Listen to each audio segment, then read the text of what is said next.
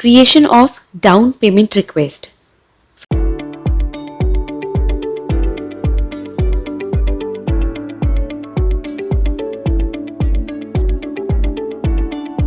First of all, enter the T code here, F-47. Now, here provide the document date, then company code. Now, provide the posting date, then currency rate. Now give the reference. Suppose I am writing down pay request, then document header text, down payment request for example. Now tax report date, provide the date here. Now vendor's account number, provide the vendor's account number, then select this mobilization advance.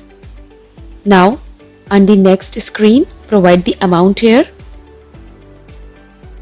then tax code from the drop down menu, then tick on calculate tax, then business place. Now provide due on date, payment method, then quantity is 1, base unit is EA. Now HSN code 123456. Now provide the text here.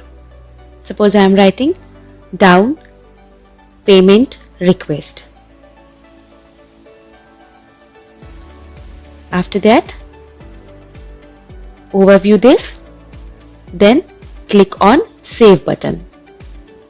Your down payment request has been generated. Thank you.